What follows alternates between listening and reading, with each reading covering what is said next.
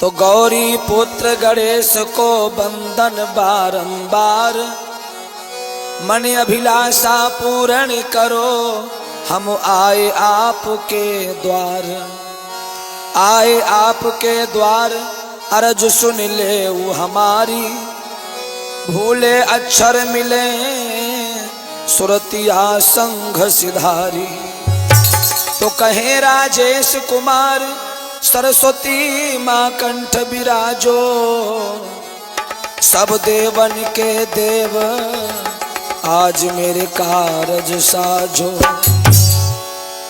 सज्जनों, Radhe cassette HD YouTube channel के माध्यम से मैं राजेश शास्त्री चंपापुरवा से आप सभी के मध्य में महाभारत के माध्यम से एक छोटा सा प्रसंग लेकर के चल रहे हैं, जिसमें आप लोग देखेंगे भगवान अपने भक्तों की रक्षा किस प्रकार से करते हैं।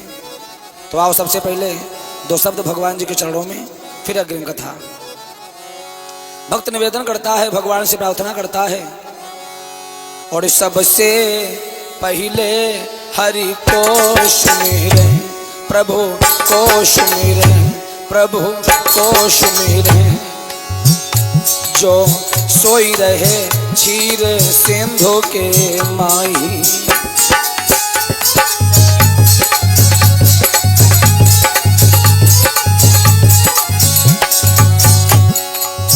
और कमलाजन पाव में लौटी रही, प्रभु लौटी रही, हाँ लौटी रही। और शेष करई तिन ऊपर छाई,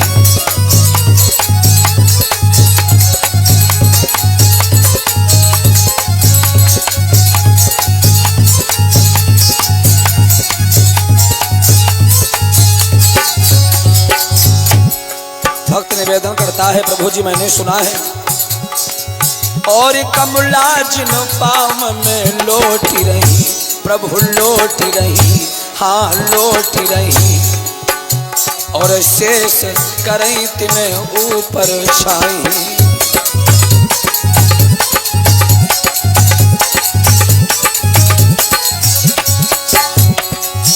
वाह, बहुत सुंदर। शिवजी जिनको नित ध्यान धरे, प्रभु ध्यान धरे, प्रभु ध्यान धरे, हाँ ध्यान धरे भैया। और ब्रह्मा सृष्टि रचे छिन्न माई,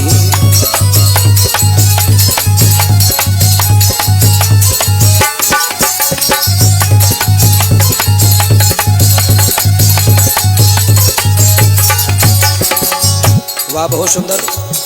और इसके साथ ही साथ हमारे समस्त म्यूजिक कलाकार मंचासीन हैं, ढोलक पर संगति कर रहे हैं। उत्तर भारत के नहीं बल्कि संपूर्ण भारत के म्यूजिक सम्राट छोटे भैया पंडित पवन कुमार अवस्थी प्रखड़ जी, हमारे भैया बाल व्यास आचार्य सुमित द्विवेदी जी मजीरा पर कमाल कर रहे हैं। हमारे श्यामो तूफानी भैया चिमटा पर कमाल कर रहे हैं। जैसा इनका नाम है तूफानी, वैसे ही इनके अंदर गुण भी दिखाई पड़ रहे हैं। बहुत बहुत धन्यवाद है। मैंने दीन बंधु तेरी शरण गही, और कमलापति राखिले लाज हमारी। मेरे बाजा में आई के बिहारी करो, कैलाशपति शंकर त्रिपुरारी।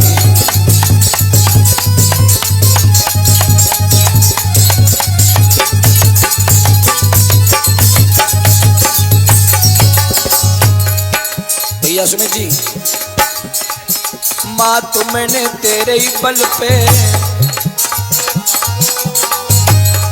और भवानी तेरे ही बल पे, नैया समुद्र में दीन्हे डारे।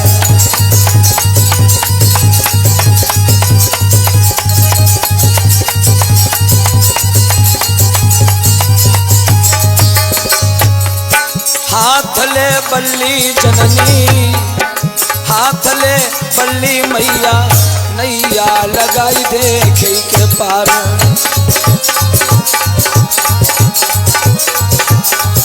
हाथ ले बल्ली जननी, हाथ ले बल्ली मैया, नैया लगाई देखे के पार।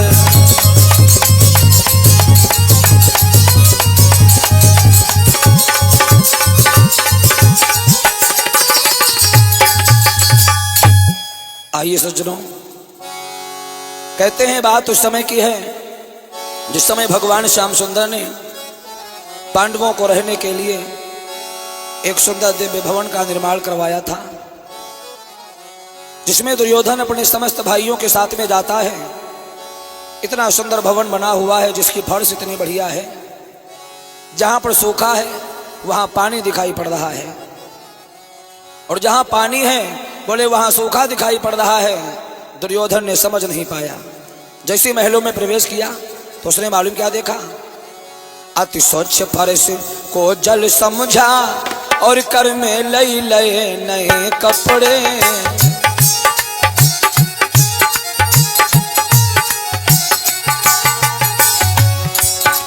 अति स्वच्छ फर्श को जल समझा और कर में लई लए नए कपड़े। जल सर में गिरा फर्श लख कर ऊपर तक भीग गए कपड़े।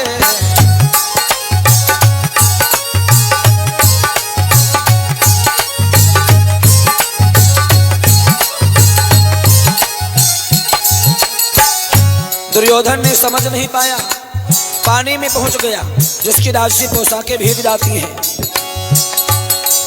अति स्वच्छ फर्श को जल समझा और कर में लई लए नए कपड़े। जल सर में गिरा फर्श लख कर ऊपर तक भीग गए कपड़े।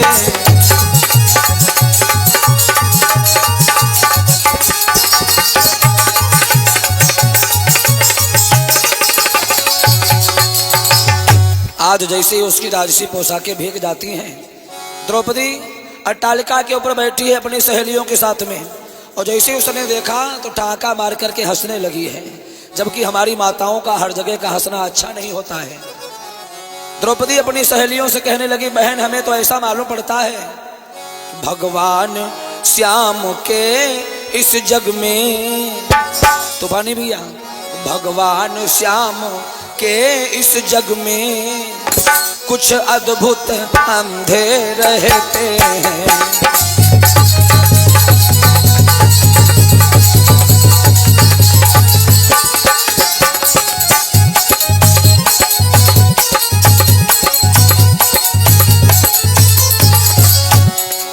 जवाब दिया, भगवान श्याम के इस जग में और कुछ अद्भुत अंधे रहते हैं, और दृगवानों के हुई नैनवान अंधों के अंधे होते हैं।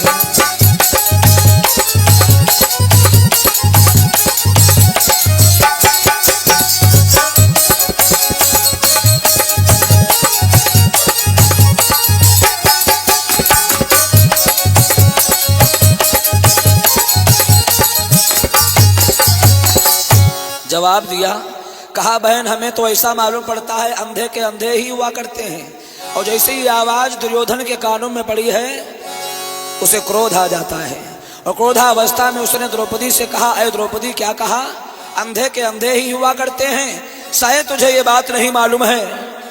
और दांती को पीस कर बोल उठा, एक दिन वो ऐसा आएगा और रंग भंग हुई जाएगा, ये हंसना तुम्हें रुलाई देगा।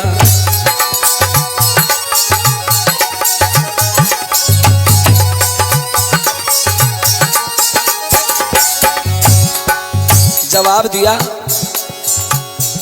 दांती को पीस कर बोल उठा, बोलो भैया, और एक दिन वो ऐसा आएगा और रंग भंग हुई जाएगा, ये हंसना ये हंसना ये हंसना तुम्हें रुलाई देगा।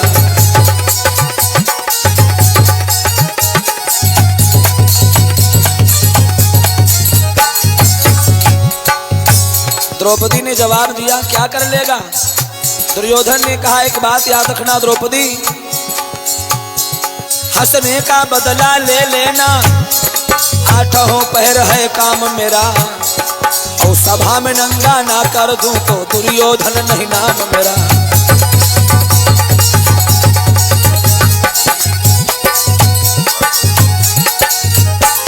और सभा में नंगा ना कर दूं तो दुर्योधन नहीं नाम मेरा।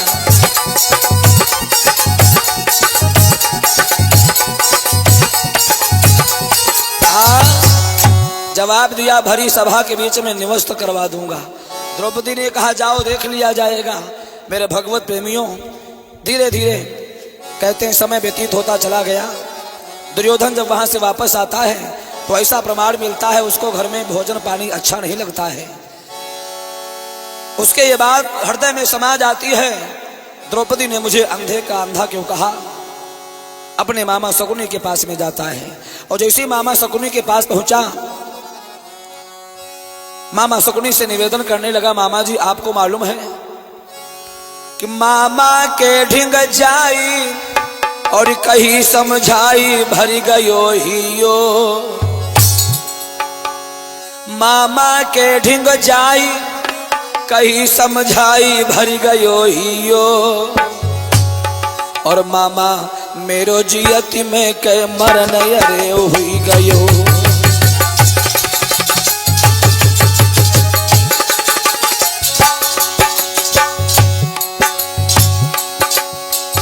जवाब दिया,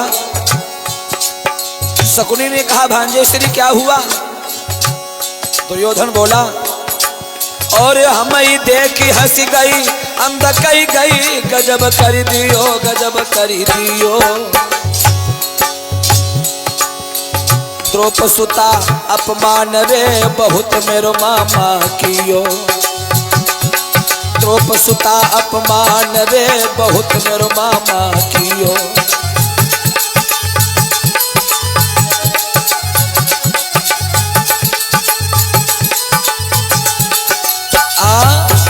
जवाब दिया, हमें देख हंस गई अंध कही गई गजब कर दियो।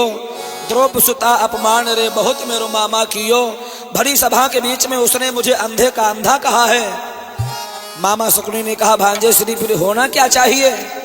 माताओं बहनों भाइयों बुजुर्गों ध्यान देना। आज दुर्योधन कहने लगा मामा कि अरे मामा कछुआ कल बताई दे।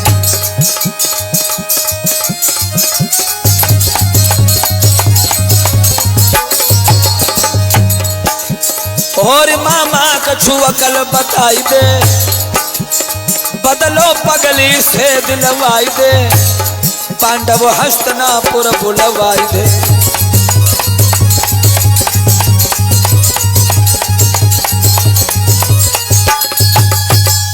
आज दुर्योधन कहने लगा मामा आप किसी प्रकार से उन पांचों पांडवों को द्रौपदी के साथ में हमारे इस हस्तनापुर में बुलवा दीजिए, मैं बदला तो चुका ही लूंगा।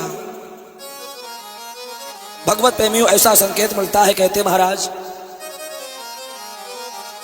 समय धीरे धीरे व्यतीत होता चला गया। कुछ समय बीत जाने के बाद में धर्मराज जी के पास में सूचना पहुंचती है, काफी समय हो गया आप हमारे यहाँ घूमने नहीं आए। अपने सभी भाइयों के साथ में द्रौपदी के साथ में हमारे यहाँ घूमने आइए। दुर्योधन ने जैसी सूचना पहुंचाई है, धर्मराज जी तो धर्म पर चलने वाले हैं, उन्हें नहीं मालूम है वहां जाने के बाद हमारे साथ में धोखा होगा, हमारे साथ में छल होगा। सभी भाइयों के साथ में द्रौपदी के साथ में जैसे हस्तनापुर में पहुंचे, कहते हैं पांचों पांडव दरबार में बैठे हैं। द्रौपदी महल में चली जाती है महारानी भानुमति के पास में। पांचों पांडव बैठे हैं, कहा समय नहीं पास हो रहा है, कोई खेल हो जाए। आज भी लोग समय पास करने के लिए कोई ना कोई खेल खेलते हैं। धर्मराज जी से मामा शकुनी ने कहा, दुर्योधन ने कहा बैठे हो समय नहीं पास हो रहा है, बोले खेल हो जाए। खेल क्या? कहा जुआ हो जाए। धर्मराज जी ने कहा नहीं, जुआ खेलना अच्छा नहीं होता है, क्योंकि मुझे मालूम है जुआ खेलना महापाप और संताप बढ़े हो बेख्वारी।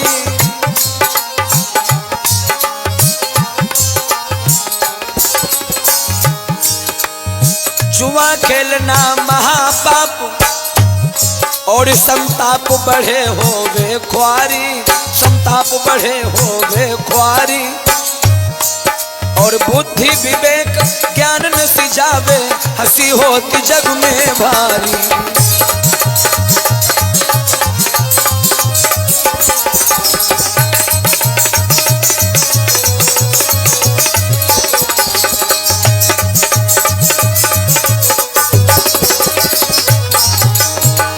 बोले जुआ खेलना महापाप, संताप बढ़े हो वे ख्वारी, बुद्धि विवेक ज्ञान न सिजावे, हंसी होती जग में भारी। जुआ खेलना कहा अच्छा नहीं होता है, लेकिन भाई लोगों कहा मनुष्य के सामने जिस समय आपत्ति का समय आता है, विपत्ति का समय आता है, तो उसकी बुद्धि काम नहीं करती है। कि मानव को समय दबाता है और या कजासीस पर आती है।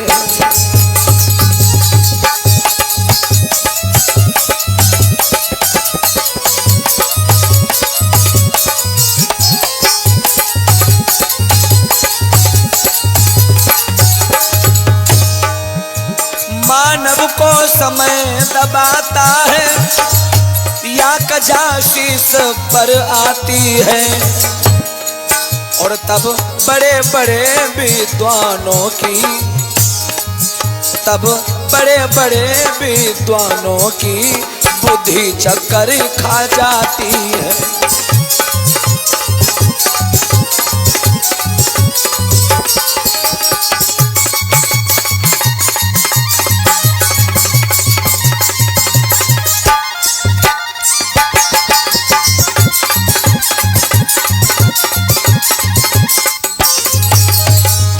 कहते हैं मानव को समय दबाता है, जिस समय उसके सामने आपत्ति का समय आता है तो उसकी बुद्धि काम नहीं करती है। धर्मराज जी ने कहा जुआ खेलना अच्छा नहीं होता है। दुर्योधन ने कहा समय पास करेंगे, असली नहीं जुट्ठल जुआ खेलेंगे। भीम खड़े हो गए, अरे हम लोग किसी बात में कम है क्या, जुआ असली होगा। और जैसे ही कहा जुआ असली होगा, भाई लोगों खेल प्रारंभ हो गया। और जिस समय खेल प्रारंभ हो गया, उस खेल में राजपाट गजरतन धन हार गए सम्राट।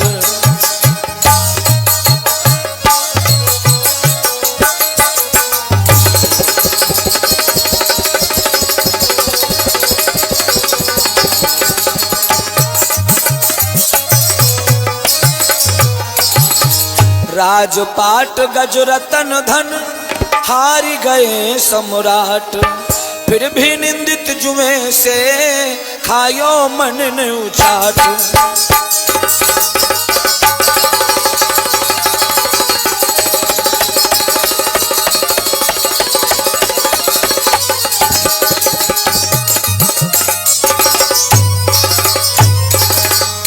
बोले राजपाट गजरतन धन हार गए सम्राट।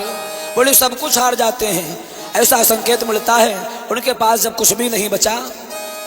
फिर भी निंदित जुए से खायो मन ने उचाट। मामा शकुनी ने कहा धर्मराज यही सोच रहे हो ना कि अब दांव पर क्या लगाऊं, लेकिन अभी अभी तुम्हारे पास दांव पर लगाने के लिए अनमोल धन है। शायद ये बात तुम्हें नहीं मालूम है, समाज संसार में हमने देखा है कि हाथी दुर्बल हो जाता है और फिर भी हाथी कहलाता है।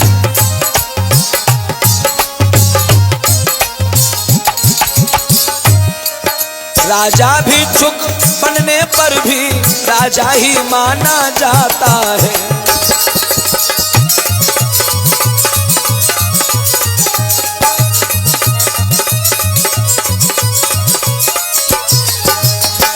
जवाब दिया कुछ पास आपके रहा नहीं, यह तो नप की नादानी है।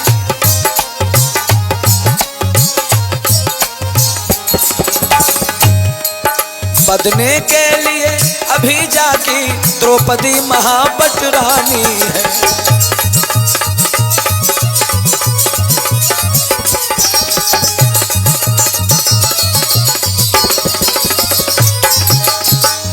आज जैसी द्रौपदी का नाम लिया है भैया, होनी होनहार बलवान हुआ करती है, होनी के सामने किसी का बस नहीं चलता है।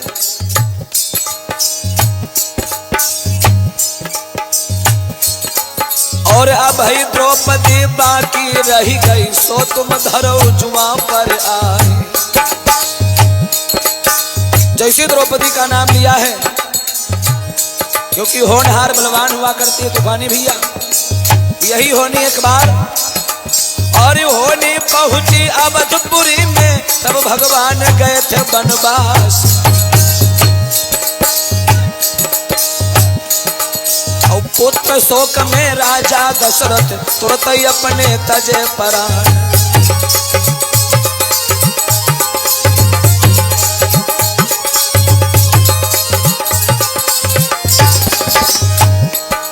यही होनी और होनी पहुंची पंचवटी में, तब हर गई थी सियासी माई। और बिना प्रिया के बहुत दुख झेले, करता दीन बंधु भगवान।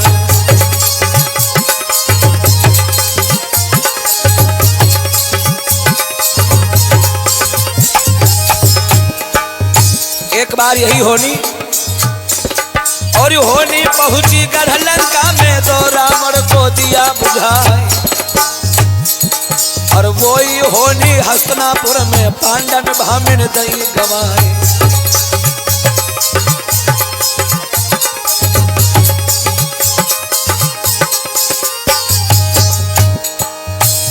अब तो विजय धर्म की होवे, जल्दी अइयो कैलाशी।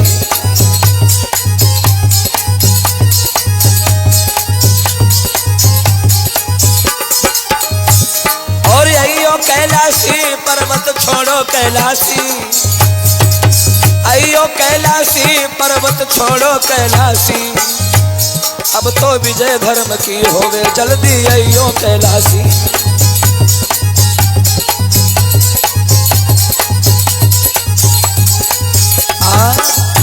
ऐसा संकेत मिलता है भगवत प्रेमियों, होनी के सामने किसी का वश नहीं चलता है। कहते महाराज जैसे द्रौपदी का नाम लिया तो धर्मराज जी ने द्रौपदी को भी दांव पर लगा दिया। वो भी पासा हाथ से खाली निकल गया है। अर्जुन रो रहे हैं, भीम रो रहे हैं, भैया अब क्या होगा। कि हारी द्रौपदी गए, दुखी अति भय पांडव प्यारे। अब उठो न बैठो जाई रे, विपत्ति के दुखिया मारे।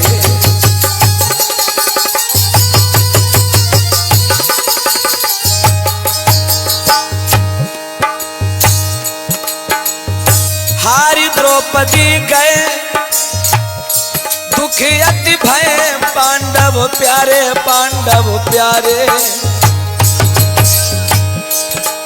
और उठो न बैठो जाई रे, विपत्ति के दुखिया मारे। आज भरी सभा के बीच में दुर्योधन ने दुशासन को आदेश दे दिया है, अब देर मत करो, जल्दी से उस पांचाली द्रौपदी को हमारे पास में ले आओ। आज उसी समय और दुर्योधन ने कही बात तब सही, जल्द तू जा रे, जल्द तू जा रे। और द्रौपदी के गई केसरे, सभा में जल्दी ला रे।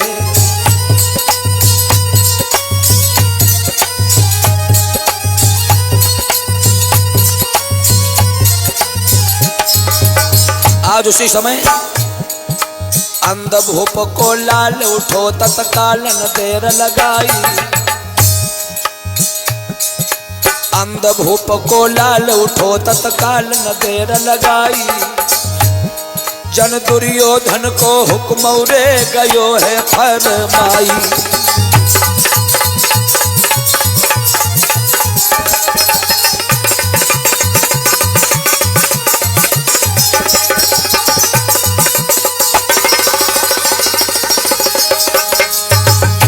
आज मेरे भगवत प्रेमियों, जैसे ही आदेश दिया है दुर्योधन ने, भैया अब देर मत करो, जल्दी से उस पांचाली द्रौपदी को हमारे पास में ले आओ।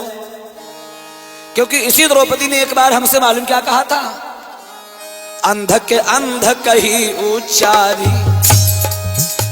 इसने अंधे का अंधा हमें कहा था भैया, और अंध के अंध कही उच्चारी। जाके फसक भुलाई दो सारी। और पांचाली बनेगी घरवारी, सुनो बलधारी।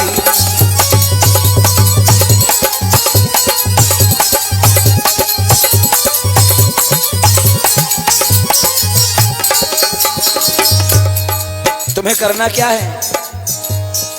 महलन बीच बेग तुम जइयो, खींच द्रौपदी को ले आइयो। इसलिए अब पलो पलो बढ़ी रही भारी, सुनो बलधारी, पांचाली बनेगी घर बारी, सुनो बलधारी।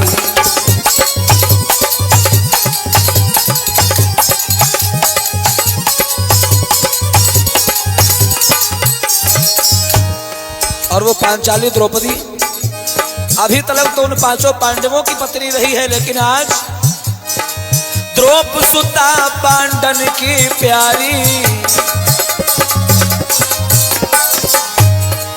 अब तक रही पांच की नारी, आज बनेगी मेरी नारी, सुनो बलधारी, पांचाली बनेगी घर बारी, सुनो बलधारी।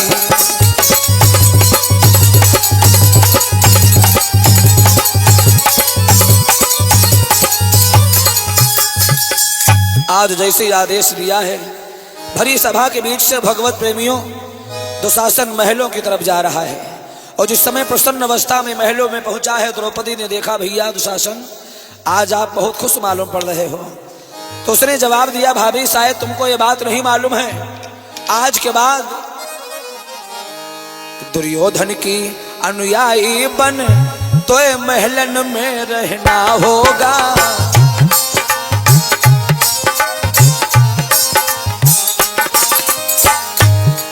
जवाब दिया, दुर्योधन की अनुयायी बन तो महलन में रहना होगा। और भोगे हैं भोग मालिकिन के दासी बन दुख सहना होगा।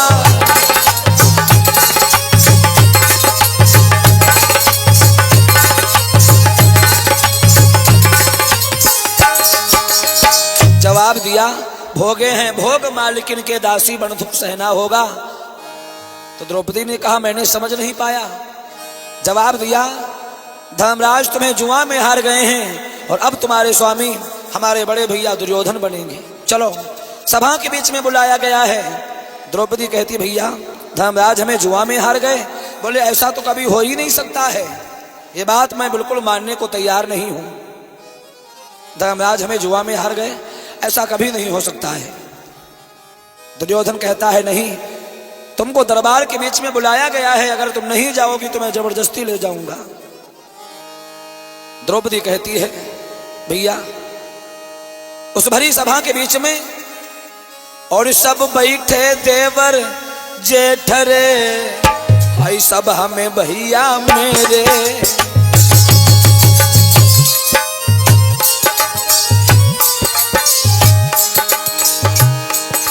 और कैसे चली है साथ में, हाँ कैसे चली है साथ में, दुशासन अब तो तेरे।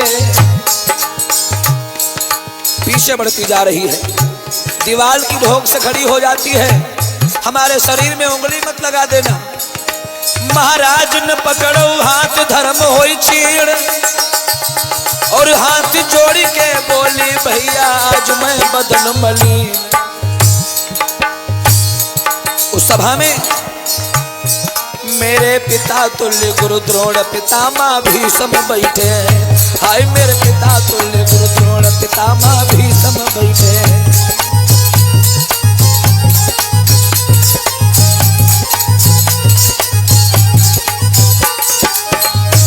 और भीष्म बैठे हैं, पितामह भीष्म बैठे हैं, भीष्म बैठे हैं, पितामह भीष्म बैठे हैं।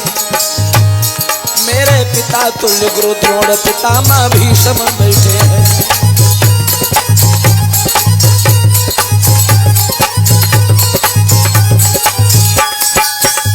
मैं भरी सभा के बीच में नहीं जा सकती हूं, लेकिन मेरे भाइयों, द्रौपदी को नहीं मालूम है दुशासन इतना नीच है। द्रौपदी के खुले हुए केसों को उसने पकड़ लिया, और जैसे खुले हुए केसों को पकड़ा है, मालूम है भगवत प्रेमियों, झट झपट के पकड़े केसरे और दया नहीं तनिको कीन्ही।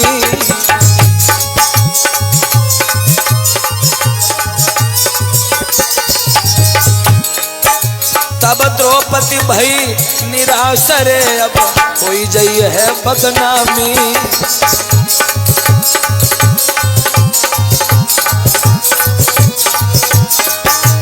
आज और मन विचार द्रौपदी ने कीन्हो मनि है नाई असुर गंवार।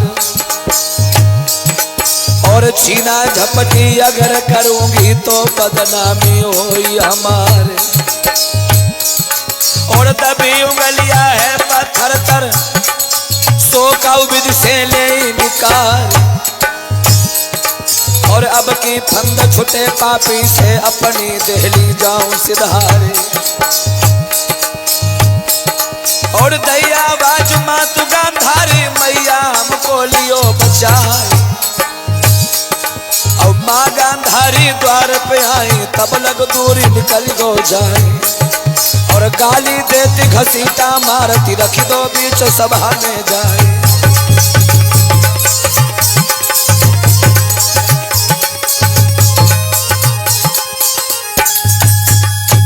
आज घसीटता हुआ जा रहा है।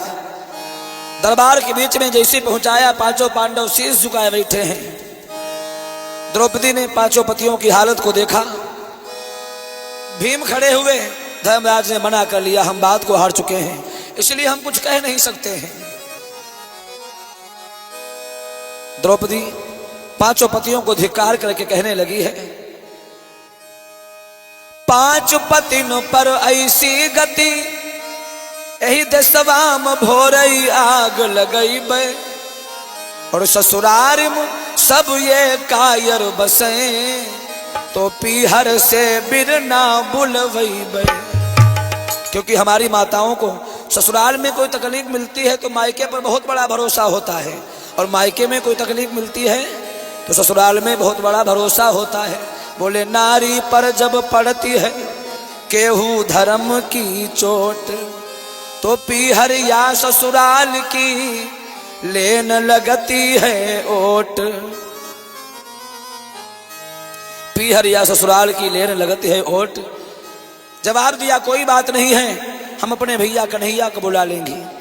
द्रौपदी भगवान को बुला रही है और भरी सभा के बीच में कह रही है हमारे भैया कन्हैया के कानों में आवाज पड़ेगी ना तो समय नहीं लगेगा।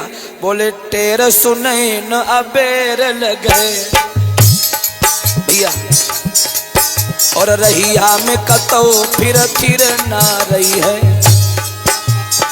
नार नदी बन डाक तिरे।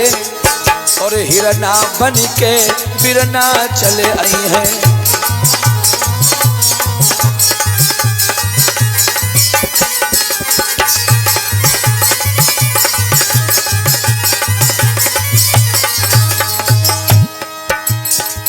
आज भगवान कन्हैया को द्रौपदी बुला रही है भैया। इस भरी सभा के बीच में सभी मुझे निवस्त्र देखना चाहते हैं।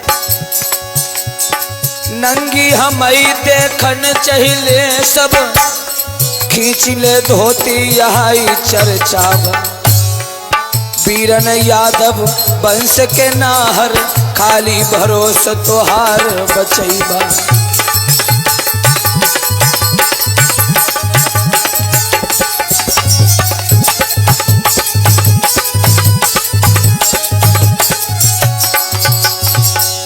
अगर आज हमारी रक्षा करने के लिए आप नहीं आओगे ना तो मैं आपसे सारे रिश्ते समाप्त कर लूंगी।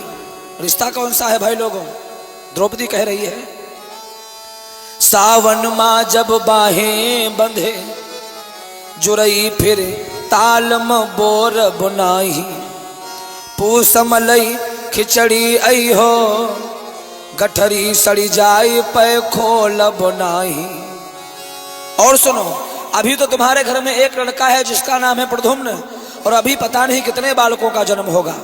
उस समय एक प्रद्युम्न नहीं रही हैं अब ही बेटिया बेटवा बड़े हुई हैं उस समय। और सौरी पुतावे बदे हमका तो भेज के भाभी जरूर बुलई है। तौने दिना हम आई बुना पुरखा भी तुहार मनाई नहीं पई है। और तू गोड़वा पर है हमरे परसौर बिना पुतले रही जई है। तू गोड़वा पर है हमरे परसौर बिना पुतले रही जई है। ऐसे भगवत प्रेमियों नाना प्रकार से भगवान कन्हैया को द्रौपदी याद कर रही है, बुला रही है। ये खींचे तन से साड़ी और सभा देखती है सारी, सारी सरक गई जो गई लोक लाज सारी, सारी सरक गई जो गई लोक लाज सारी।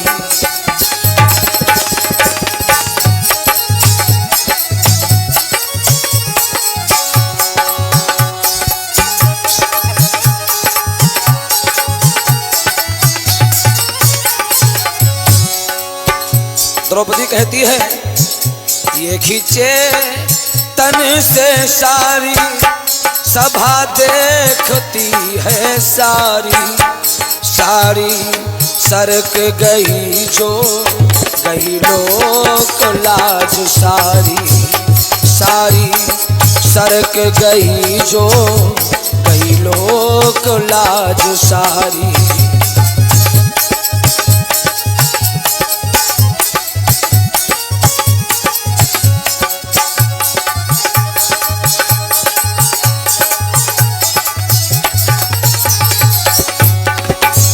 आज द्रौपदी कह रही है भैया ये धर्म धर्मधारी और धरती में धस रहा है।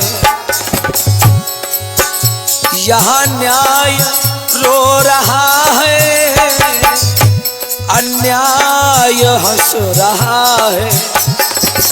इसलिए बहना तेरी सभा में, बहना तेरी सभा में होती है अब उघारी, सारी सरक गई जो गई लोक लाज सारी।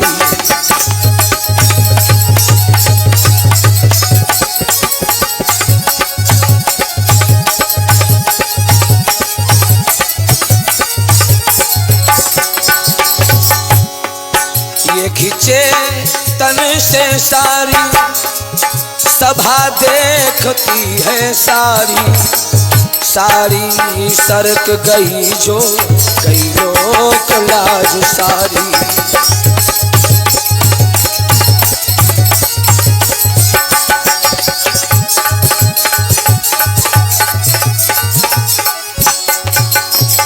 नाना प्रकार से भगवान को याद कर रही है।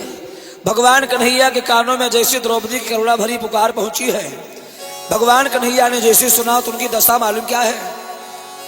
अकुलैले हिया जैसे कांपे जिया अपने उठी हाथ गदा पर जाई, अंगुरी करके बहिया फरकी अब चक्र सुदर्शन मानत नाही।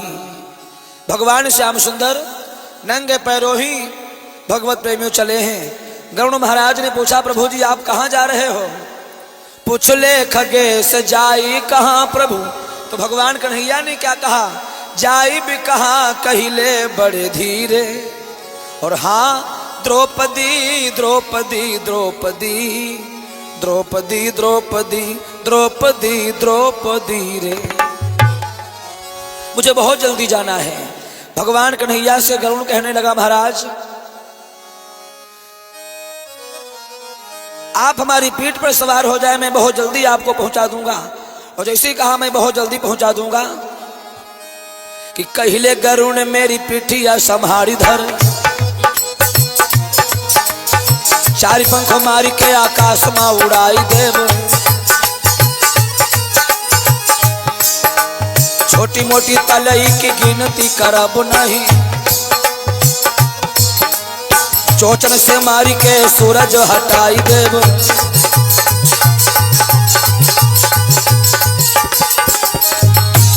जवाब दिया, महाराज आपको तो मालूम होना चाहिए, बचपन में अमृत को कलश उठाई लायो और अब तो जवान है जवनिया दिखाई दो। बनिता के पुत्र कहे पिठिया संभारी धर। महाराज बनिता के पुत्र कहे पिठिया संभारी बैठो, पल भर में द्रौपदी के आगे पहुंचाई दे।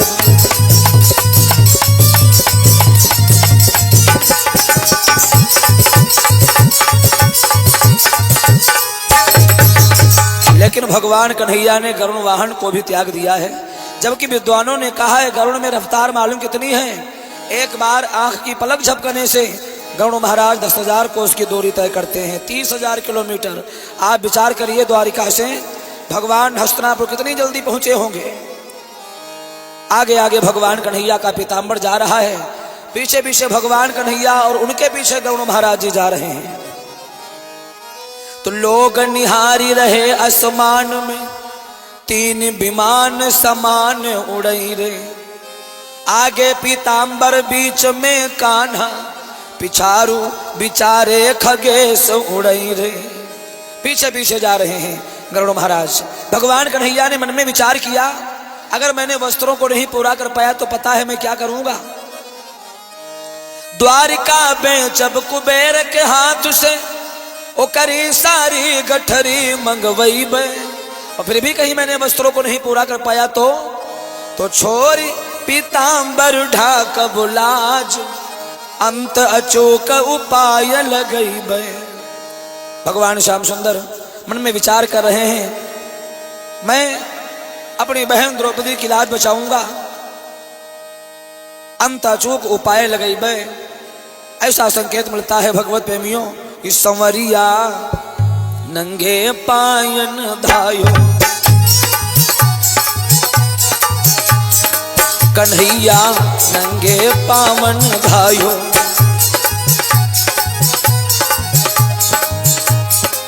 कान आवाज पड़ी बहना की, पड़ी बहना की।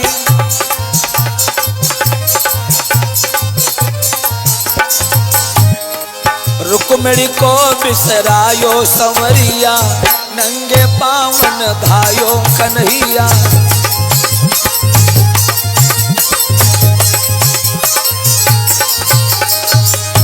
आज भगवान कन्हैया मन से तेज पवन से ज्यादा, पवन से ज्यादा। जय हो। गरुण वेग बिसरायो संवरिया, नंगे पावन धायो कन्हैया।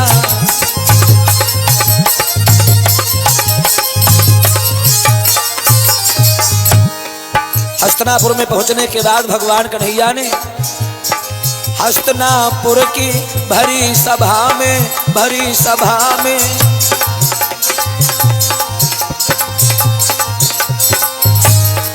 जाई के चीर बढ़ायो संवरिया, नंगे पावन धायो कन्हैया।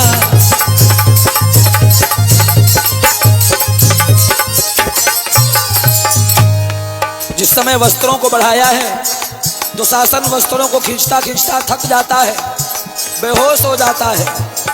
खींचती खींचती चीर थको जब, चीर थको जब।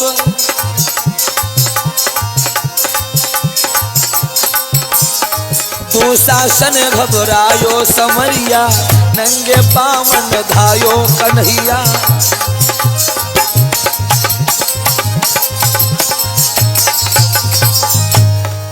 उस भरी सभा के बीच में किसी ने समझ ही नहीं पाया, सारी ही किनारी है, किनारी बीच सारी है।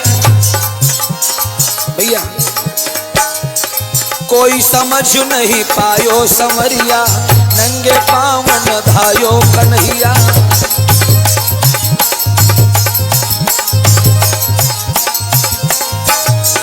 भरी सभा के बीच में किसी ने जान ही नहीं पाया। और ये अति संक्षेप में मैंने कथानक प्रस्तुत किया है। मैं राजेश शास्त्री, ग्राम चंपापुरवा, शुक्लापुर भगत माधवगंज हरदोई से, और हमारा मोबाइल नंबर है 9415 75 3549। कन्हैया नंगे पावन धायो समरिया।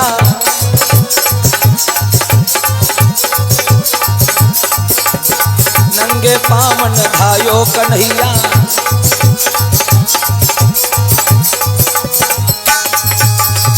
जैसे भगवान द्रौपदी के सामने पहुंचे हैं, द्रौपदी भगवान कन्हैया से कहती है, प्रभु जी मैं आपको कुछ दे नहीं सकती, क्योंकि तुम्हें मालूम है का तो ही दे बड़ी दुखिया हम, जैसे कसाई के हाथ की गैया।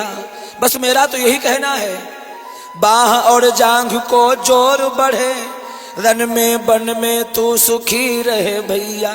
आप जहाँ रहें हमेशा प्रसन्न रहें। भगवान श्याम सुंदर 100 महलों तक छोड़ने के बाद वापस अपने द्वारिका में आते हैं। प्रेम से बोलिए कृष्ण कन्हैया लाल की, सद्गुरुदेव भगवान की जय हो।